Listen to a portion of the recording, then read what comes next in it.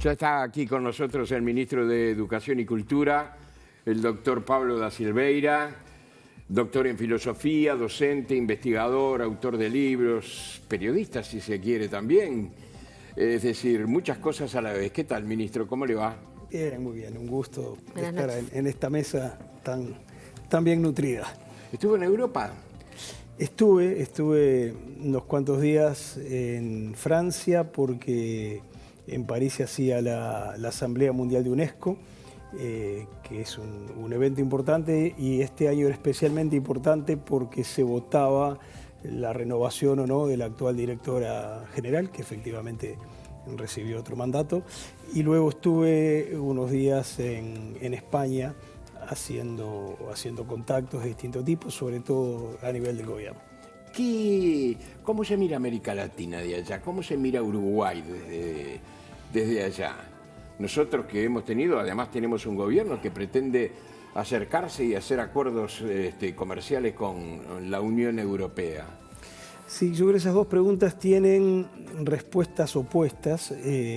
Hay preocupación por América Latina, hay preocupación por algunos procesos políticos que ocurren en América Latina, casos muy notorios como Venezuela o como Nicaragua. Y una cosa que a uno le impacta y es muy lindo y es gratificante es que hay una muy buena imagen de Uruguay. Uruguay automáticamente aparece asociado a democracia, a respeto de las libertades, a estabilidad institucional. Y la verdad es que eso abre puertas. Una noticia muy linda que queda confirmada ahora después de este viaje. UNESCO hace una gran actividad mundial todos los años, que las hace el 3 de mayo, que es el Día Mundial de la Libertad de Prensa. Cada año se elige un país para organizar esa actividad, que es una actividad global de mucho impacto. Hace más de una década que esa actividad no se hace en América Latina, bueno, y ahora está totalmente ya en proceso de planificación, que en mayo del año que viene esa actividad se hace aquí en Uruguay. Y en primer lugar eso es un reconocimiento a esto que hablábamos, las autoridades de UNESCO que toman estas decisiones decían, bueno, ¿qué otro país en América Latina sino Uruguay para hacer una actividad de defensa y de afirmación de la libertad de prensa y de la libertad de expresión? Y va a ser una cosa muy linda y muy grande.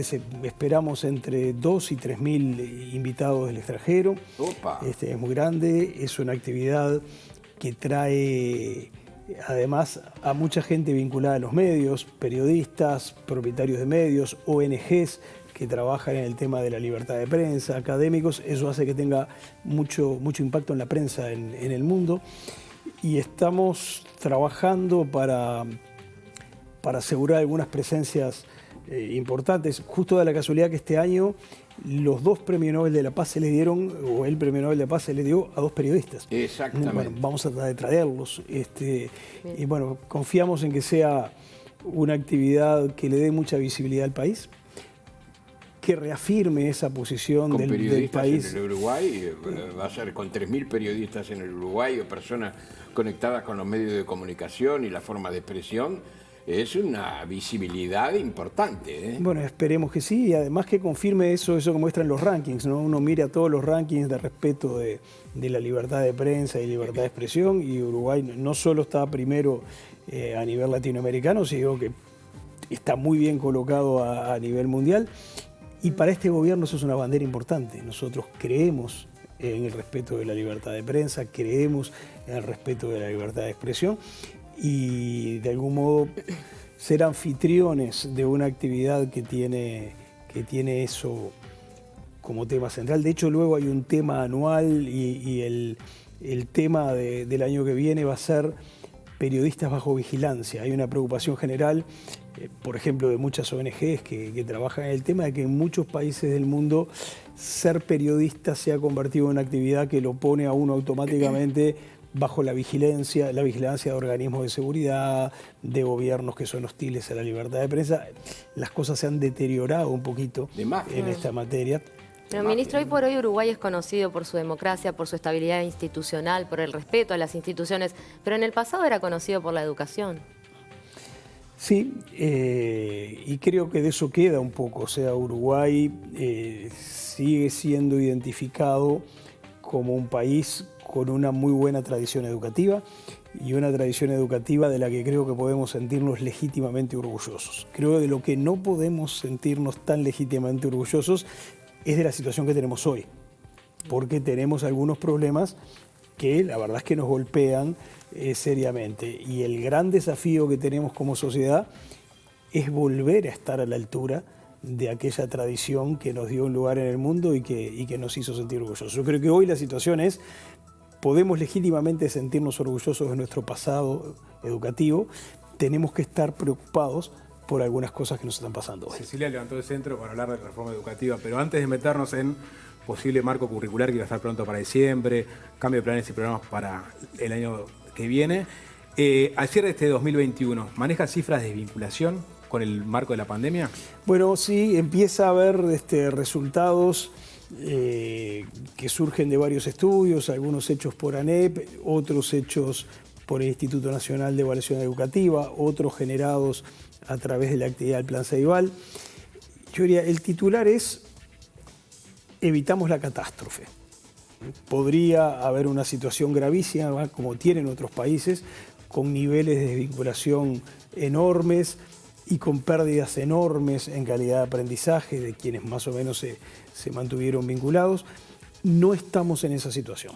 El esfuerzo muy grande que se hizo, la utilización que se hizo muy innovadora de la estructura de Ceibal, que es algo que estaba y sobre lo que seguimos construyendo, y esa es una de las fortalezas de este país.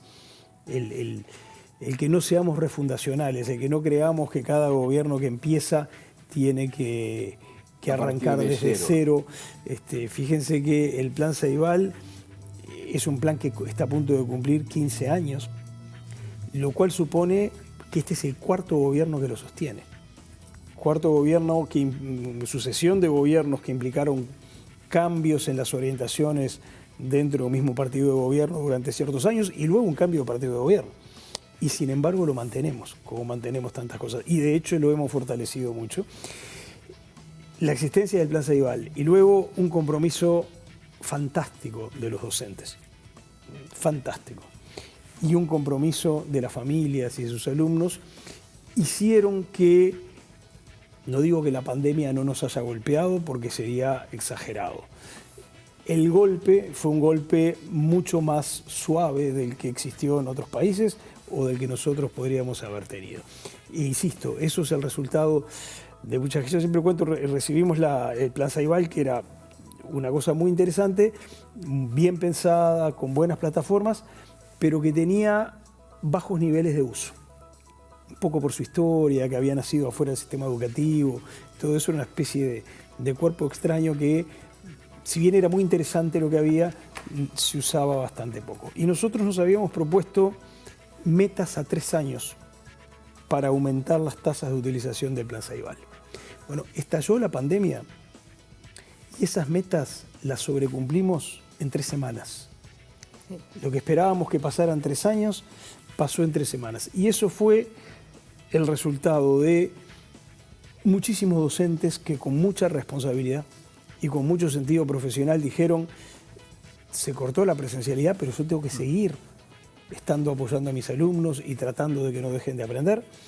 Y se volcaron a esos instrumentos que muchos de ellos conocían poco, lo cual supuso un esfuerzo, un sacrificio personal enorme, muy grande de muchísimos docentes, de aprender a manejar todo eso. Un sacrificio y un compromiso grande de las familias y los alumnos, y por supuesto después hubo que hacer mucho desde Plan Ceibal. Imagínense cuando se viene una ola de demanda de ese tamaño, la cantidad de decisiones tecnológicas que hay que tomar, la cantidad de servidores que hay que agregar, la cantidad de cuestiones que hay que resolver en materia de conectividad para que esa ola de demanda no te pase por arriba. Perdón, ¿cifra de desvinculación tiene de ciclo básico, por ejemplo? Las cifras que empezamos a tener no son altas, es decir, no están muy lejanas, sí son altas, pero eran altas antes de la pandemia. No son significativamente peores de las que teníamos antes de la pandemia. Y en materia de aprendizajes, las autoridades educativas tomaron las autoridades de ANEP tomaron una decisión que yo creo fue correcta, que fue decir: dado que la presencialidad está limitada y dado la situación excepcional, vamos a concentrarnos en las materias esenciales que son lengua y matemáticas. Y las mediciones que tenemos es que prácticamente no hubo pérdidas de aprendizaje en esas dos disciplinas. Seguramente sí las hubo en las otras. Y tenemos que seguir estudiando eso. Ahora está a punto de salir, va a salir en unos días, el último informe sobre el estado de la educación del Instituto Nacional de Evaluación Educativa, el INED, que va a agregar nuevos datos sobre esto. Yo diría, de todas maneras, el gran titular es: no cometamos el error de pensar que si mañana se termina la pandemia definitivamente y todo en la educación vuelve a la absoluta normalidad, no pensemos que ese día se terminó el asunto de los efectos educativos de la pandemia. Vamos a tener que seguir trabajando un tiempo, que habrá que ver cuánto es, porque va a haber que compensar cosas. Pero insisto, no estamos en una situación dramática, no estamos en una situación significativamente peor de la que teníamos antes. Seguimos teniendo los problemas que teníamos antes, que son importantes y que son preocupantes, pero la pandemia no nos pegó como podría haber pegado. E insisto, esto es mérito de un montón de actores, en donde yo quiero poner muy en especial a los docentes. Ahora podemos hablar de los docentes, que te quiere, y de la relación con los docentes. Hablando de lo que usted dice de los efectos posteriores, vi que en España dijo que el sistema híbrido llegó para quedarse, pero si entramos en ese tema, no entramos en este otro que le Que es fascinante, además. Que es fascinante. Me tiene despistado. No sé de qué tema quiere hablar. En la bifurcación se va. Periodista, vos decías periodista. Sí. Fue columnista de educación. Sí, Muchos años en semanario aquí. Quiero hablar del tema de que no debemos estar orgullosos de la situación actual. Y que en algún momento dijo, reforma con o sin LUC. ¿Cómo? ¿De qué manera? ¿Y qué riesgo corre de la perspectiva del gobierno esas reformas, esos cambios? A ver, ¿qué significa que no podemos estar orgullosos de lo que pasa hoy? Lo primero que significa es que tenemos un sistema educativo tremendamente expulsivo. Felizmente en Uruguay casi todo el mundo empieza su vida educativa normal, pero la termina antes de tiempo. Hay como dos fotos. Si uno mira la foto de lo que dicen las leyes dicen que la educación es obligatoria hasta terminar el bachillerato. Si uno mira la foto de lo que realmente pasa, es totalmente otra cosa. Y uno descubre que los jóvenes que terminaron el bachillerato, no a los 18, a los 20 años, son apenas un poquito más del 40%. Quiere decir que hay prácticamente un 60% que se fue de la educación formal antes de cumplir el ciclo de educación obligatoria. Y sabemos que eso no está en la escuela. El grueso de la deserción efectivamente está en la educación media. Entonces, déjame redondear media. Ahí tenemos un gran problema. Y el otro problema que tenemos es que cuando miramos lo que aprenden los que siguen adentro, tenemos un problema de calidad de aprendizajes. Es decir, aproximadamente la mitad de nuestros alumnos quedan en niveles que no son los niveles realmente satisfactorios, tanto en las pruebas internacionales tipo PISA, como pruebas regionales o como pruebas locales. Y a esto se agrega un tercer problema enormemente preocupante, que es un problema de equidad. Los que más abandonan los estudios en forma temprana, los que más repiten, los que menos aprenden, son siempre los mismos, que son los más débiles en términos educativos, en términos económicos, en términos culturales. Lo que significa que se nos dañó uno de los principales motivos de orgullo de nuestro sistema educativo, que era una fábrica de igualdad de oportunidades. Claro. ¿Y cómo hacemos? ¿Cuál es la reforma? Bueno, tenemos que cambiar muchas cosas. Problemas complejos exigen soluciones complejas. No hay una sola decisión que cambie todo. Yo diría, hay 4 grandes rubros en donde es importante que hagamos cambios. Uno es el gobierno de la educación. Teníamos, hasta el momento en que entró en vigencia el LUC, un sistema de decisión extremadamente complicado, donde era casi imposible llevar adelante políticas coherentes y tomar decisiones en tiempo útil. En segundo lugar, tenemos un problema de cómo se organiza el propio funcionamiento de los centros educativos. Tenemos un modelo, cuando uno lo mira comparativa, extremadamente centralizado, donde una parte enorme de las decisiones que realmente cuentan se toman en la cúpula de la organización burocrática, y en las escuelas y en los liceos se pueden tomar pocas decisiones y hay pocas capacidades de ejercer liderazgo. Bueno, eso va en contra de lo que sabe el mundo entero hoy en materia educativa, que es que el lugar donde se produce el éxito educativo son escuelas y liceos con identidad propia que consiguen funcionar como comunidades educativas donde todos están involucrados, y eso exige, entre otras cosas, que se puedan tomar decisiones ahí adentro. Hay un tercer espacio donde tenemos que hacer cambios, que es el curricular, o sea, lo que habitualmente llamamos los planes y los programas de estudio. Eso va a fin de año. Bueno, eso estamos en un proceso que están iniciando las autoridades de ANEP, que es enormemente importante, porque ahí tenemos un montón de problemas y estamos alejados de lo que hoy se consideran buenas prácticas en el mundo, y eso tiene directamente que ver con el abandono, porque una de las razones que con más frecuencia llevan a que muchos alumnos abandonan es que no le encuentran sentido a lo que están haciendo. Pero los educadores a nivel mundial no encuentran qué es pertinente enseñar hoy por hoy. Hay una crisis mundial sobre la educación. Acá estamos analizando en alguna orientación de que se tiene claro qué es lo que hay que enseñar. El aprendizaje por capacidades, esas son las cosas que ustedes apuntan. Y bueno, también la transición entre una maestra y muchos profesores de la escuela del liceo. Digo, porque hemos escuchado mucho a lo largo de estos años sobre estas reformas donde hay consenso, ¿no? Pero sí, bueno, saber qué va a pasar... Eso es interesante lo que decís. En realidad, en el mundo hay algunas áreas de discusión e incertidumbre, como hay en todas las cuestiones, y hay algunas convicciones que son casi consensuales. Claro, sobre dónde nos vamos a parar. La gente que sabe. Entonces, el tema de que durante mucho tiempo se pensó que lo único que influía en cómo la gente aprendía o no eran los planes y programas. Hoy hay un consenso que eso no es así, que eso importa, por supuesto, pero que una de las cosas que más influye en cuánto aprenden los alumnos, si se quedan o no se quedan, es cómo funcionan las escuelas y liceos. Lo que tú decís del pasaje ese de una maestra al montón de docentes, y todo eso tiene que ver con eso, con cómo se organizan las escuelas y liceos. Después hay otra parte que es qué se enseña. Ahí, por ejemplo, una de las cosas de las que se habló la prensa en estos días y que efectivamente es una cuestión importante es el tema de mantener o no el bachillerato diversificado o ir a un bachillerato general. Hoy la tendencia mundial es ir a un bachillerato general. Sí. De hecho, casi siempre la posición mayoritaria fue esa. Es muy curioso, fíjense lo que pasa en Uruguay en este momento.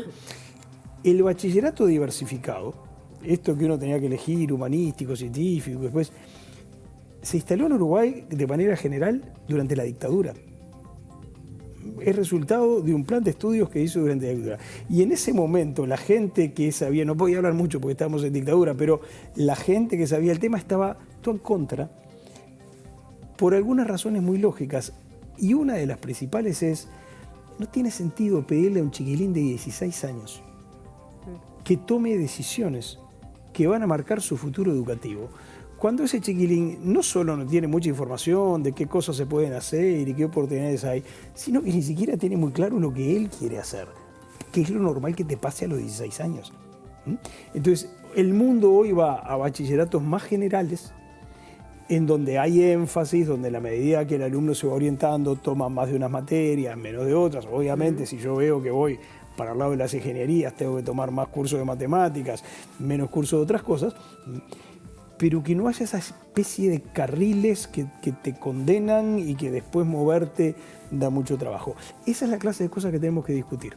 ¿Pero estamos en etapa de discusión o estamos en etapa de implementación? No, estamos en un proceso en el cual las autoridades educativas, de ANEP en este caso, marcan algunos grandes rumbos, lo cual es normal, porque si nos sentamos y decimos discutamos, a ver qué hacer, eso no va a ningún lado. Y ahora se inicia todo un plan de consultas, de discusión, de recoger aportes, para finalmente llegar a propuestas concretas que se van a ver fuertemente influidas por ese proceso de consultas y discusión. ¿A partir de cuándo? Bueno, ya las autoridades de ANEP marcaron una hoja de ruta, ya anunciaron, pero a ver, no es discutamos de cualquier cosa. Las autoridades de ANEP pueden decir, bueno, por ejemplo, discutamos si vamos a un bachillerato general o si mantenemos el bachillerato diversificado. Que, insisto, no es una pregunta que tenga nada de raro, de original. Eso en el mundo ha pasado por eso en los últimos años, en muchas partes. Entonces, vamos a escuchar, pero está claro que esa es una cuestión que tenemos que resolver. Y parte de la tarea de quienes asumen lugares de responsabilidad en la conducción educativa consiste en decir las principales cosas que tenemos que resolver son estas. Porque lo hagas o no lo hagas, vas a ejercer esa responsabilidad. Si vos no pones en cuestión nada y dejás todo como está, también estás tomando una decisión. Pero en el 2022, perdón, No, Cecilia, en el 2022, ¿habrá algo distinto a lo que tenemos hoy? Bueno, la idea es ir haciendo cambios. Ya hoy hay cosas distintas. Por ejemplo, en el terreno de cómo tiene que organizarse el funcionamiento de las escuelas y de los liceos, ya está funcionando una primera generación de centros María Espínola, que son centros que tienen una modalidad de trabajo distinta de las escuelas y liceos tradicionales. Y eso es la punta de lanza de un proceso de transformación del modo en que se gestionan las escuelas. Se hace como es razonable, a título de piloto, no se hace de golpe en todos los establecimientos, se pone en funcionamiento y se evalúa constantemente. Entonces, no es que estemos simplemente... ni estamos haciendo todo de golpe sin hablar con nadie, ni vamos a discutir durante 4 años para ver dentro de 4 años qué hacemos. Claro. Se van iniciando procesos en donde hay... ¿Con los sindicatos también? Sí. Pero claro que se habla con los sindicatos. FENAPES, todo. Pero es que eso es un diálogo, y no solo eso, hay una institución importante en el sistema educativo uruguayo, que son las asambleas técnico-docentes. Hoy, de hecho, hubo asamblea técnico-docente. Y les pongo, me quedaba un rubro de cambio que tenemos que hacer, que es la formación docente. Tenemos que hacer cambios importantes en la formación docente. En parte porque el Uruguay está en una situación que a esta altura es insostenible, y es que somos de los pocos países en donde tu título de maestro o de docente de la educación media no tiene valor universitario. Eso que podía ser común hace 50 años, hoy es muy raro, y eso perjudica a los docentes. Entonces tenemos que ir a una nueva forma de concebir la formación docente. Nuevo no significa tirar todo lo que hay y empezar de cero, significa hacer un conjunto de cambios que la mejoren, que entre otras cosas nos permitan reconocerle rango universitario a los programas de formación docente. En el Ministerio de Educación estamos trabajando mucho en esta dirección, apoyando mucho, porque por razones un poco complejas tiene que intervenir el Ministerio de Educación en este proceso. Y estamos a punto de terminar un seminario que se ha hecho durante buena parte de este año, que se llama Seminario Nuevos Rumbos, donde lo que hicimos fue reunir a gente que va a estar involucrada en el rediseño de las carreras de formación docente, unas 140 personas que vienen de todo el país, de las cuales 110 vienen de instituciones públicas de formación docente, institutos magisteriales, institutos de formación docente del interior. Y lo que estamos haciendo con ellos es presentarles, trajimos a un montón de expertos del mundo, trajimos gente de Argentina, de Chile, de Colombia, de México, de Estados Unidos, de Finlandia, de España, a contar cosas que se están haciendo en el mundo y que están funcionando. No para decirles lo que tienen que hacer, sino para decirles, abramos un poco la cabeza, enriquezcamos el menú, veamos qué otras cosas están haciendo, y ustedes después eso utilizan como lo quieren. A modo de inspiración, quizá. Claro, a modo de proporcionar insumos para la reflexión y la toma de decisiones. Bueno, de ese seminario participan gente que está en las asambleas técnico-docentes, y por ejemplo el sindicato de primaria nos dijo, queremos tener gente ahí para ver, y dijimos, ¿cómo no? Vengan. Y tenemos un diálogo fantástico con ellos acerca de las cosas que se van viendo, las cosas que son útiles, las cosas que pueden aplicarse en Uruguay. Ministro, usted recién decía que se va a empezar a analizar, que la ANEP ya está analizando esto de eliminar el bachillerato diversificado y hablar de un bachillerato generalizado. La gente de mi generación sin duda padeció lo del bachillerato diversificado, tener que decidirse a edades tempranas. Es algo en lo que seguramente muchos padres que nos están mirando estén de acuerdo, padres deliciales, pero la deserción no empieza en el bachillerato diversificado? ¿Por qué se empieza la discusión por un tema que puede desviar el foco? Bueno, sí, el abandono, las peores tasas de abandono se producen en lo que se llama la educación media superior, que son los últimos 3 años. Pero el mojón anterior es lo que mencionaba Diego, de la escuela con una maestra al liceo con muchos profesores, ahí está estudiado, hay datos de trayectorias que muestran que en ese momento es donde se da un quiebre en la educación. ¿No considera que es un debate un poco adelantado cuando hay otros temas anteriores a resolver? No, porque hay como puntos de fuga. Bien. Durante el ciclo de primaria hay muy poco abandono, felizmente. Hay un punto de fuga que es en el pasaje de primaria a secundaria, pero no es el más grande. Después hay otro punto de fuga que es lo que llamamos el ciclo básico de la educación media, es decir, primero, segundo y tercero de secundaria o equivalentes en UTU, y después hay la gran estampida, que es en la educación media superior, o sea, en cuarto, quinto y sexto. Entonces, el problema no es tanto en qué orden cronológico ocurre, sino por dónde es que se pierden más alumnos. Y ese es un poco el modo en que funciona. Alfonso preguntó sobre FENAPES, yo quería retomar, ¿no? Dijo, esta reforma se hace con FENAPES. El ministro es muy de darse contra FENAPES en Twitter, antes de asumir el gobierno, después de asumir el gobierno. Ha sido muy confrontativo, ha sido explícito y ha sido pública sus discrepancias extremas por momento con el sindicato de los docentes de secundaria. ¿Cómo es posible hacer una reforma con ese grado de conflictividad entre la autoridad máxima de la educación? Porque este gobierno planteaba que el Ministerio de Educación y Cultura iba a ser el que liderara la reforma, y los docentes, ¿no? El gremio, no los docentes, el gremio docente. Uno de los gremios docentes. Bueno. Llegó a decir que FENAPES no era parte de la solución, sino el problema. Lo que voy es, no se necesita un piso mínimo de concordia para procesar reformas. Se precisa un piso mínimo, se precisa mucha concordia y mucho diálogo, pero no mezclemos aserrín con parrasado. Una cosa son los docentes en su conjunto, donde hay docentes sindicalizados, docentes no sindicalizados, y entre los sindicalizados a distintos sindicatos. Los docentes son absolutamente esenciales en cualquier proceso de cambio y de mejora de la educación. No hay sistema educativo que funcione bien sin el involucramiento de los docentes. Nosotros a los docentes los vemos como socios y hablamos de ellos con ellos de todas las maneras posibles. Esto que les contaba del seminario Nuevos Rumbos, y eso está justamente dirigido a eso. ¿Y los docentes a ustedes los ven como socios? También teniendo en cuenta que en las elecciones de la ANEP, por ejemplo, la lista que lideró históricamente Robert Silva no fue la más apoyada. Los docentes son un colectivo donde hay de todo y donde hay diferentes opiniones y donde además hay opiniones que cambian durante el tiempo. Lo que les puedo decir es que nosotros tenemos diálogo permanente con muchos docentes. Después están los sindicatos, que son actores absolutamente legítimos, actores esenciales en una democracia, con los que nosotros tenemos una vocación de dialogar, de entendernos, y de hecho lo hacemos. No hay un sindicato. Pero los que tienen interlocutores válidos a nivel institucional en el CODICEM, porque acaban de elegir consejeros, son los representantes de FENAPES. No, estás, por ejemplo, ignorando la FUM, que es enorme, la FUMTEP. La FUMTEP, dejemos de lado la FUMTEP. ¿Por qué la dejas de lado? Bueno, si tiene tanta pensemos en Daisy Iglesias también, que es una representante que ha tenido también sus idas y vueltas con el gobierno.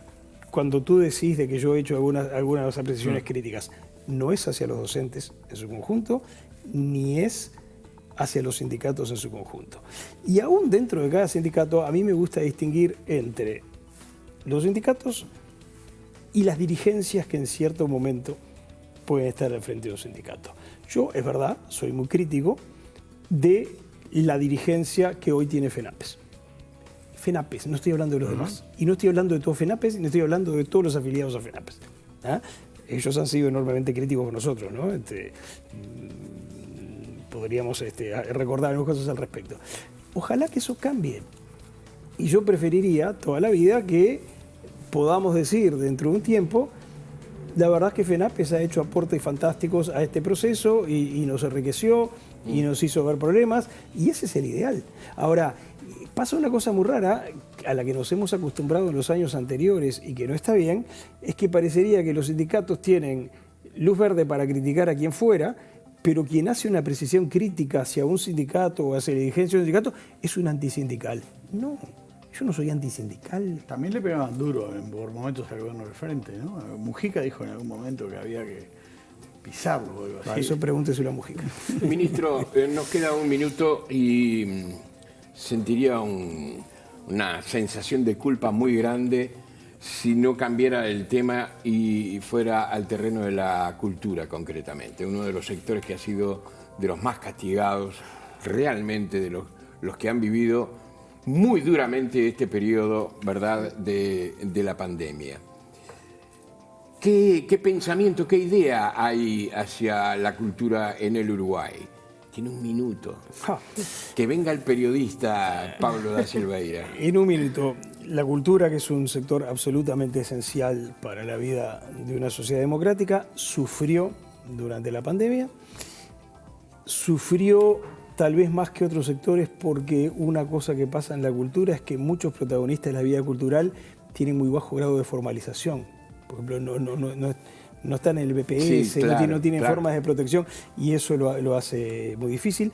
Nosotros hicimos un esfuerzo enorme para tratar de protegerlos. Eso incluyó desde aumentar muchísimo el gasto público en cultura, que lo hicimos, en buscar apoyos de otras instituciones del Estado. Conseguimos exoneraciones de UTE, exoneraciones de Antel, un montón de cosas para aliviar la situación. Creamos el Fondo Melonio, que es un fondo que reunió millones de pesos, algunos de origen público, otros de origen privado, especialmente para asistir a los protagonistas de la vida cultural más débiles. Hacíamos cosas como, por ejemplo, en plena pandemia, comprar funciones por anticipadas. Tú tenías una obra de teatro en una pequeña sala y habías tenido que cerrarla como consecuencia de la pandemia y por lo tanto te habías quedado sin ingresos. Nosotros, desde el Ministerio de Educación, con recursos del Fondo Melonio, te comprábamos 4 funciones que se harán algún día y capaz que te pido que me des media sala en esas funciones para mandar escolares, pero te las pagué en plena pandemia para que tuvieras ingresos y pudieras. El resultado de eso, ahora que felizmente las cosas empiezan a mejorar y felizmente empieza a haber oportunidades para el sector cultural, es que el sector cultural uruguayo sale golpeado pero no quebrado. Y estamos, digamos, creo que evitamos lo que nosotros veíamos como el peor escenario posible, que es que cuando volviera a haber oportunidades para la vida cultural, la gente de la cultura estuviera tan mal que no pudiera aprovecharlo. Dice que hace una buena evaluación, la cultura hace una buena evaluación de lo que hizo el gobierno. Bueno, eso pregúnteselo a la gente de la cultura. Y lo hace que uno obtiene respuestas diversas, ¿no? Puede ser que sale quebrado, pero golpeado, pero no quebrado, ¿no? Exacto. Hay de todo, ¿no? Hay algunos que quedaron quebrados, literalmente. Bueno, por supuesto, estoy hablando del sector en su conjunto. Lamentablemente, eso es digamos, una especie de juicio promedio. Hay gente que sufrió poco, hay gente que sufrió pero está en condiciones de seguir trabajando y lamentablemente hay gente que sufrió tanto que le va a costar levantarse y nosotros estamos permanentemente en contacto con el sector cultural y permanentemente tratando de desarrollar nuevas iniciativas y tenemos muchas en carpeta porque queremos una vida cultural activa, autónoma, creativa, independiente, que es lo que tiene que haber, entendemos, en una sociedad democrática. Gracias por estar con nosotros. Este tema de la cultura quedó, por supuesto, es un tema que a usted le gusta además. Muchísimo. Quedó vacío de preguntas en el sentido del tiempo, ¿verdad? Lo vamos a abordar en una próxima ocasión seguramente. Gracias por venir. Gracias a ustedes por dedicarle tiempo a 2 temas tan importantes como son la educación y la cultura, más allá de la coyuntura. A veces estamos todo el tiempo hablando del último lío, del último barullo y no le prestamos suficiente atención a estos que son los problemas de fondo y los problemas en los que se juega buena parte del futuro de la sociedad. Así que gracias por este rato. Hasta pronto.